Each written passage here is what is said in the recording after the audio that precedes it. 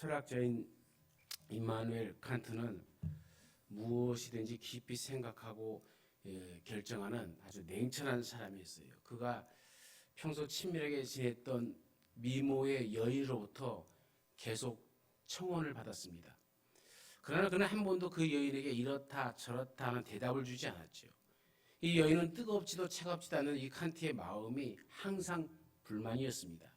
하루는 견디다 못한 이 여인이 칸트에게 결혼을 할 건지 말 건지 분명하게 얘기해달라. 당신이 나를 사랑하느냐 사랑하지 않느냐, 사랑하면 결혼하든지 안 하든지 분명하게 얘기해달라. 칸트는 생각해보겠다고 간단하게 말했습니다. 그리고 칸트는 그 길로 도서관에 가서 결혼에 대한 책들을 모두 찾아 읽었습니다. 결혼에 찬성하는 사람들의 의견과 또 반대하는 사람들의 의견을 모아서 과연 내가 결혼을 해야 할 것인지 말 것인지 집중적으로 연구하기 시작했죠. 드디어 칸트가 결혼하는 것이 좋겠다는 결론을 내렸습니다. 그리고 칸트는 그 여인의 집에 찾아가서 문을 두드렸습니다. 여인의 아버지가 문을 열고 나왔죠. 그자 칸트는 그 여인의 아버지를 보면서 이렇게 얘기합니다. 내가 당신의 따님과 결혼하기로 결정했습니다. 그러자 그 아버지가 하는 말이, 여보게 너무 늦었네. 내 딸은 벌써 결혼해서 두 아이의 어머니가 되었네. 칸트가 생각하는 동안에 기다리다 지친 여인은 이미 결혼해갖고 애를 둘씩이나 낳은 어머니가 되었다는 얘기입니다. 칸트는 왜 자기를 그렇게 사랑하는 사람을 놓치게 되었을까요? 그것은 사랑을 머리로 생각했기 때문에 그래요. 사랑은 머리로 계산하는 것이 아니라 가슴으로 느끼는 거거든요. 그러므로 가슴으로 느껴야 할 이 사랑을 논리적으로 계산했기 때문에 결국 사랑에 실패하게 된 것이죠. 사랑은 가슴으로 느끼는 것입니다. 그러므로 가슴이 차가운 사람은 사랑의 참된 의미를 모르는 것이죠. 여러분의 가슴에 뜨거운 이 사랑을 담으시기를 바랍니다. 그리고 그 사랑으로 가슴이 따뜻한 사람이 되어야죠.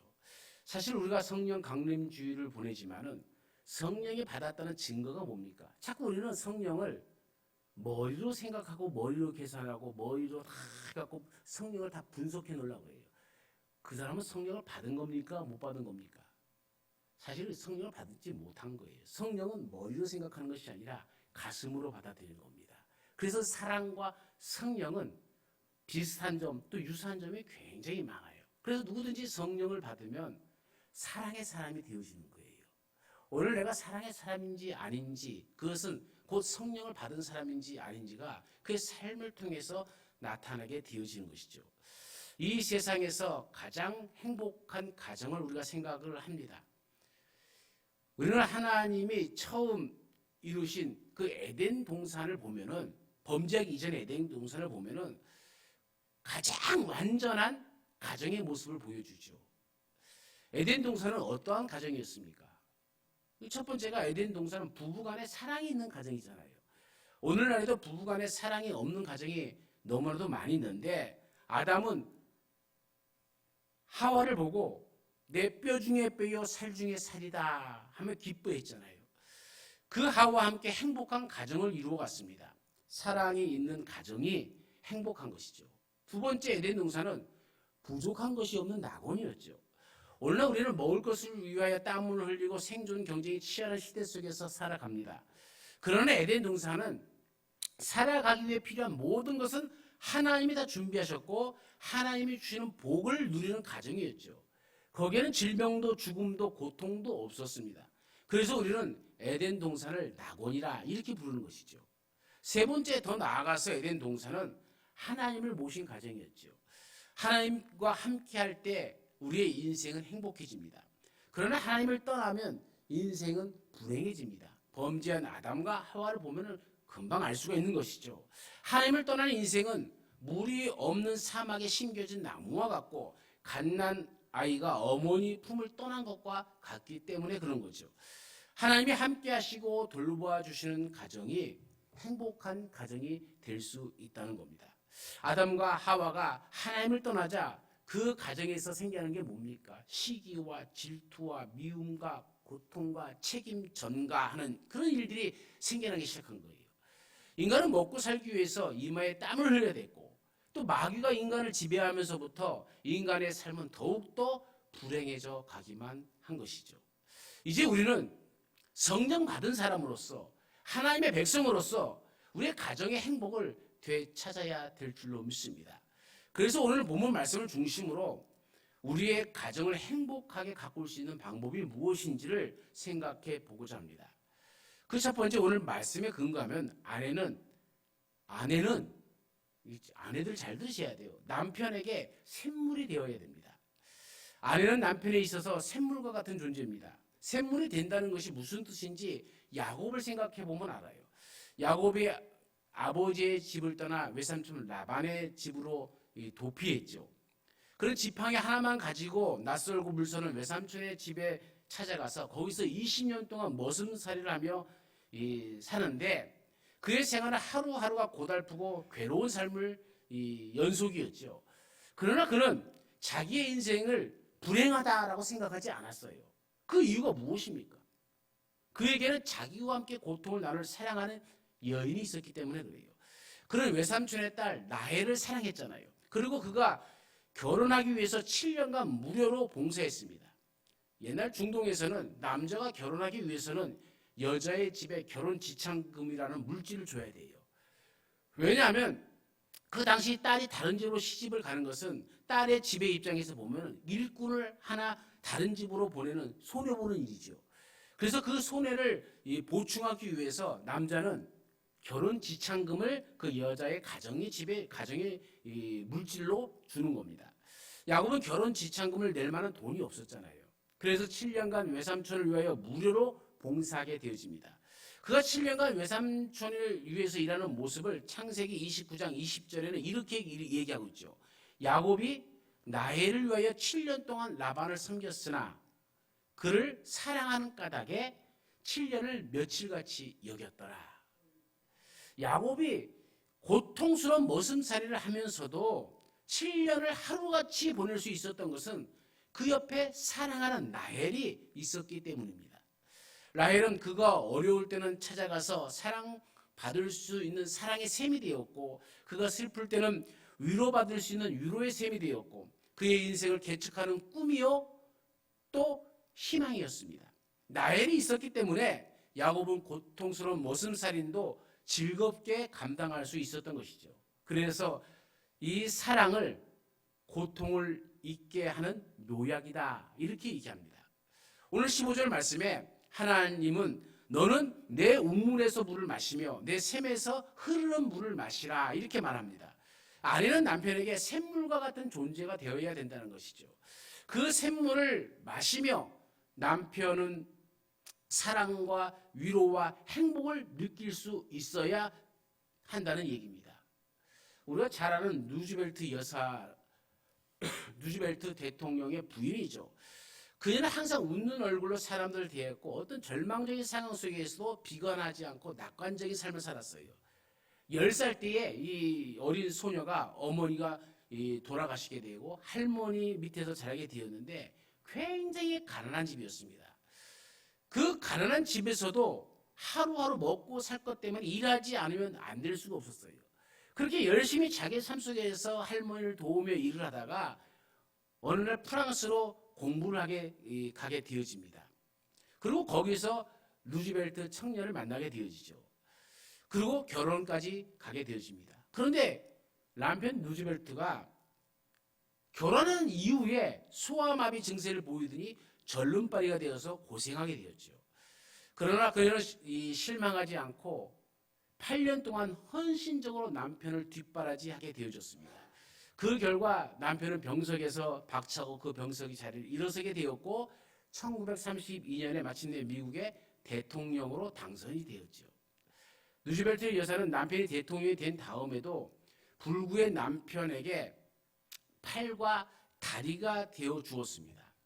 누즈벨트 대통령이 인생의 말년이 되었을 때에 관절염에 걸려갖고 휠체어를 타고 다니는 인생이 되고 말았죠. 그때에도 아내는 남편의 곁을 떠나지 아니하고 팔과 다리가 되어 주었습니다. 이 아내를 보면서 미안했던 루즈벨트가 이렇게 얘기하죠. 당신 불구인 나를 아직도 사랑하고 있어? 그러자 그 부인이 이런 말을 합니다. 아니 무슨 말이에요? 내가 당신의 다리만 보고 사랑했나요? 나는 당신의 모든 것을 사랑해요. 루즈벨트에게 있어서 이 아내는 언제나 옆에 있으면서 그를 돌봐주는 사랑의 샘물이 되었던 것이죠. 오늘 우리의 가정도 이와 같은 사랑이 있기를 간절히 축원합니다.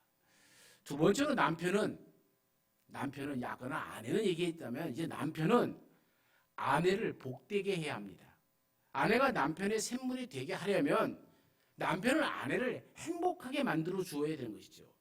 그래야 아내가 주는 사랑의 샘물을 마실 수 있는 겁니다. 그럼 어떻게 아내를 행복하게 해줄 수 있을까요? 먼저 아내가 주는 물을 마시는 겁니다. 아내가 주는 음식을 먹고 아내가 입혀주는 옷을 입고 그가 주는 사랑을 받고 그것을 만족히 여길 줄 알아야 돼요. 그래서 아내가 남편을 위하여 필요한 존재라는 것을 아내가 느끼게 해주어야 됩니다.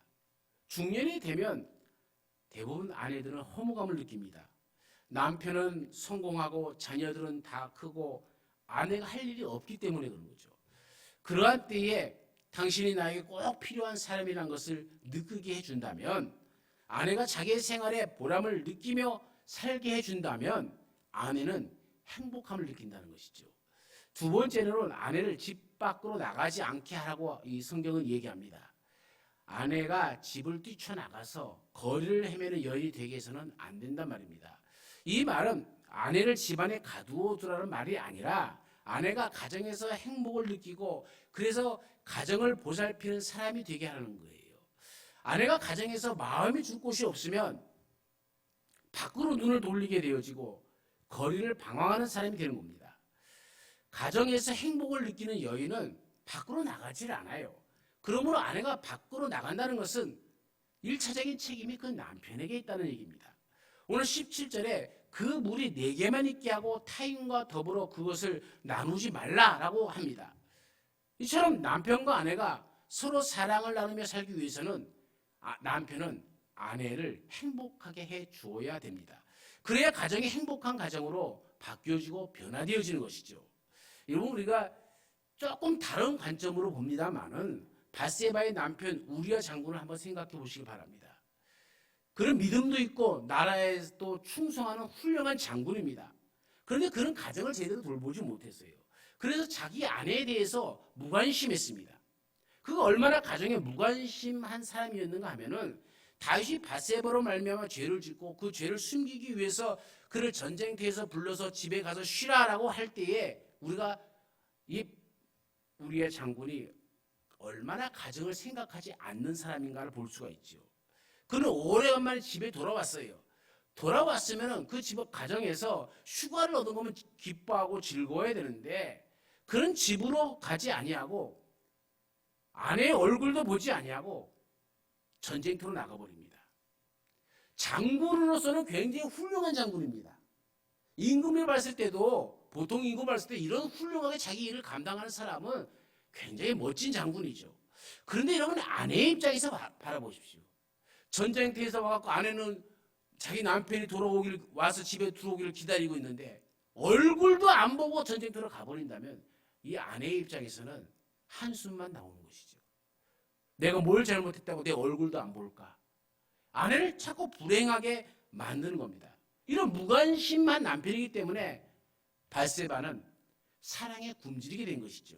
그래서 다윗 왕을 유혹하고 남편을 버리고 다윗에게로 시집 가버린 겁니다.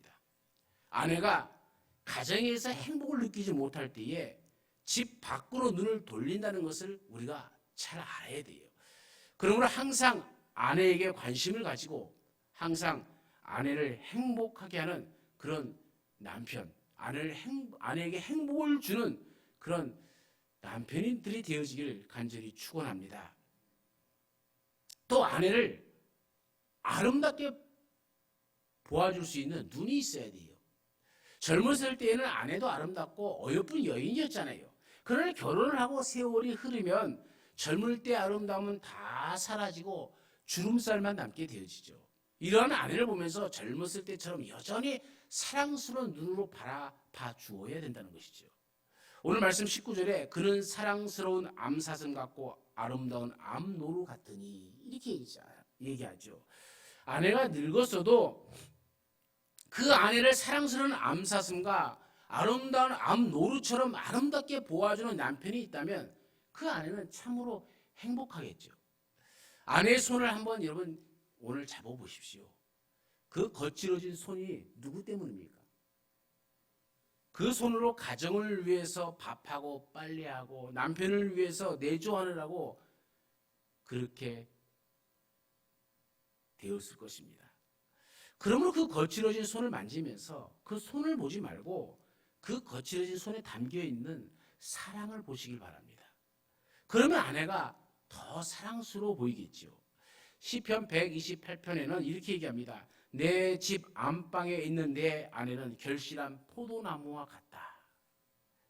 여러분 아내가 있기 때문에 내가 행복하다는 것을 아셔야 돼요. 그러므로 당신 때문에 거칠어진 남편 때문에 거칠어진 이 아내의 손을 생각하면서 그 거칠어진 손도 사랑스럽고 예쁘게 보일 때 그런 가정은 저절로 행복해지는 가정이 되어진 것이죠. 어떤 여자가 있었어요. 그녀는 아주 젊고 아름다웠습니다. 많은 남자들이 그녀를 사랑했지만 그 사랑이 오래 지속되지는 않았어요. 왜 그런가 하면 이 여인은 어렸을 때부터 이 눈썹이 자라지 않은 거예요. 그러니까 눈썹이 없어요. 그 사실을 알게 되면 남자들이 다 떠나게 되어버린다는 것이죠. 와, 눈썹 없는 여자가 어떻게 사냐? 그래서 이 여인은 오랫동안 혼자였습니다. 오랜 시간 혼자로 지내다가 결국 홍기를 놓치고 어느 연탄 장수에게 시집을 가게 되었죠. 그녀는 자신의 이 눈썹 얘기를 하지 않았어요. 그럼 매일 아침에 일어나는 눈썹, 요즘처럼 문신하는 게 있었다면 얼마나 좋겠습니까? 많은 매일 아침에 남편이 눈 뜨기 전에 일어나서 눈썹부터 그리는 게 일이죠. 화장으로 이렇게 그려놓은 거 그게 하루잖아요. 또 저녁에는 또 남편이 잠들기 전에 먼저 자기가 잠들면 안 되니까 항상 남편이 잔 이후에 눈썹을 지우고 먼저 일어나서 또 눈썹을 그리고 그 남편을 본인은 잘 속이고 있다라고 생각한 거죠. 그런데 어느 날 남편의 일을 돕는 직원이 몸이 아파서 나오질 못하게 됐어요. 그래서 그녀가 남편의 일을 돕기로 했습니다. 남편과 함께 연탄을 나르는 일은 평생 처음 하는 일이라서 힘들었죠. 땀은 막 비오듯이 쏟아집니다.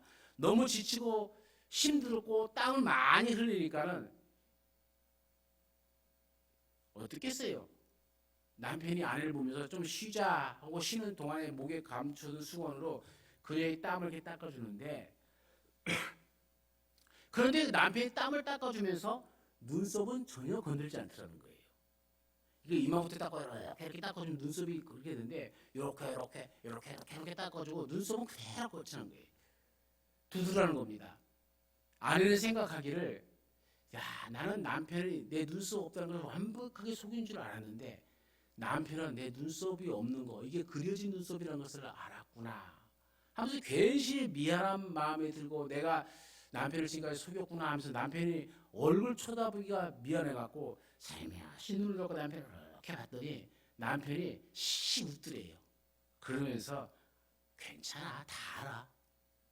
그 한마디를 했을 때 이 아내는 지금 마음에 큰 감동을 받았다는 것이죠. 다 알고 있으면서도 내 허물을 다 덮어줄 줄 아는 남편. 참 나는 연탄 장수라서가 아니라 그 어느 누구보다도 행복한 결혼을 하고 행복한 가정을 이루며 살고 있구나라는 것을 느끼게 되었다는 것이죠.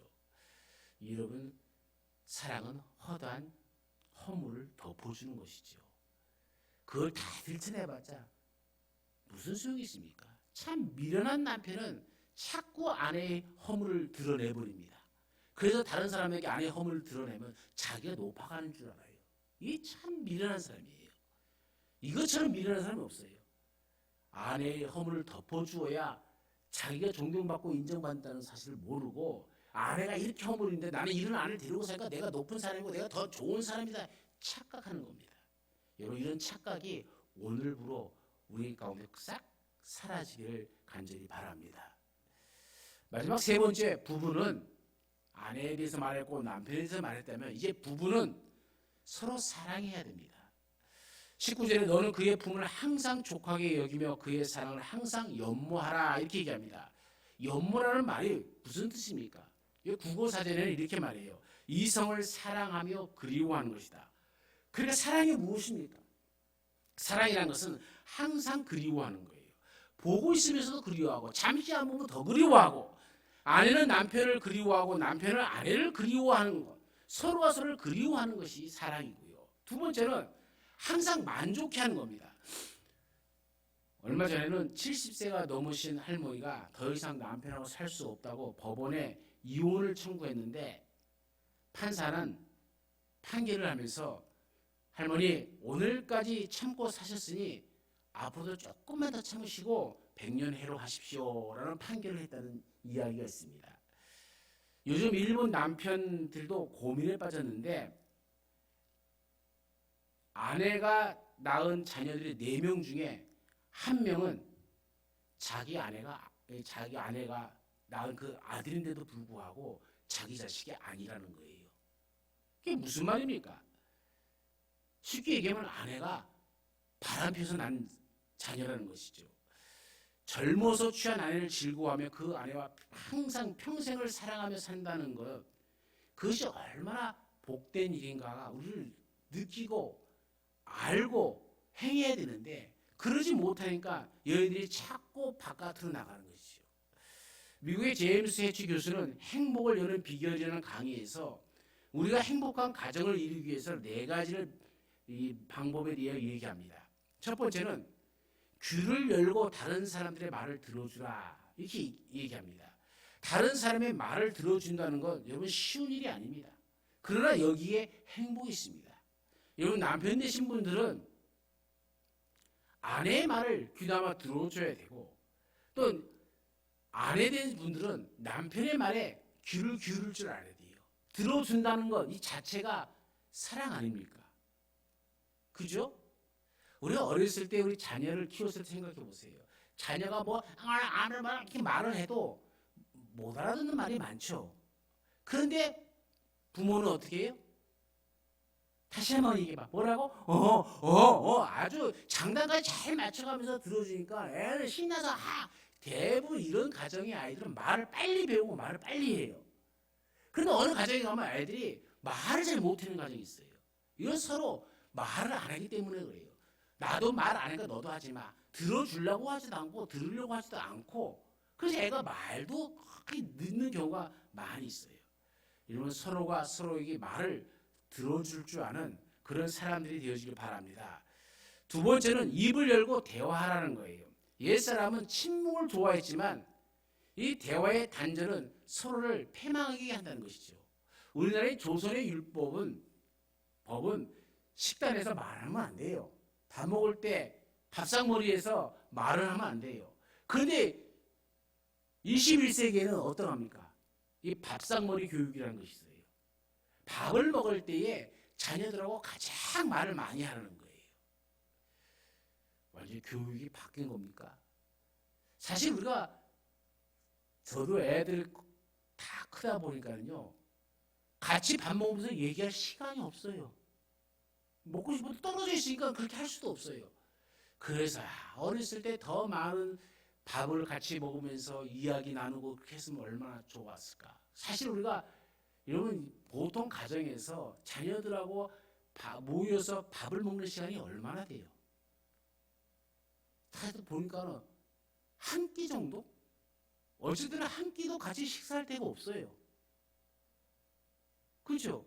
아침에 남편은 보통 가정에 보면 일찍 출근한다고 애들 잠잘 때 일어나갖고 출근해버리고 점심은 또 회사에서 먹고 저녁은 또 뭐 회식한다 뭐 한다 어쩌고저쩌고 하다 보면은요 한 달에 자녀들하고 다 같이 모여서 밥 먹는 시간을 따져보면 없어요. 야 정말 우리가 대화가 많이 부족하구나 그런 생각이 듭니다.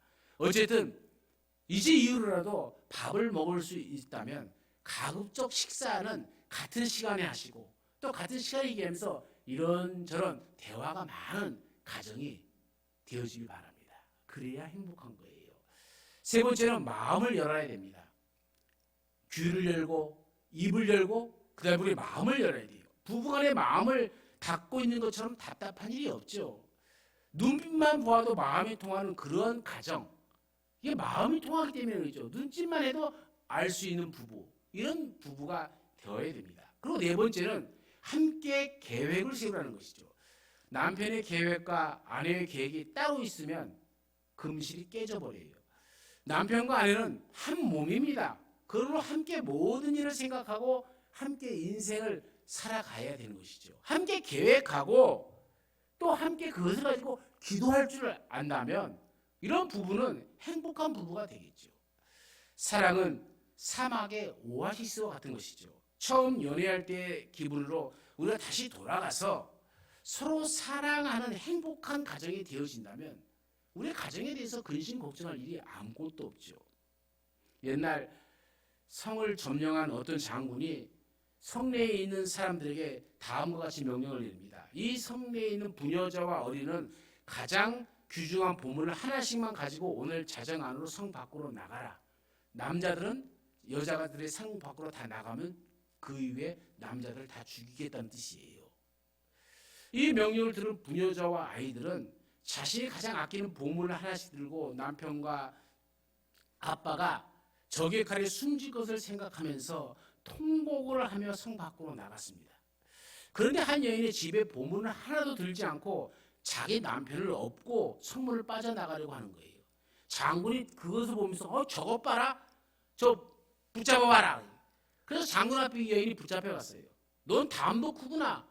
내가 가장 귀한 보물 하나만 가지고 나가랬는데 너는 왜 네 남편을 업고 나가느냐? 너도 죽고 싶냐? 그러자 여인이 그렇게 대답합니다.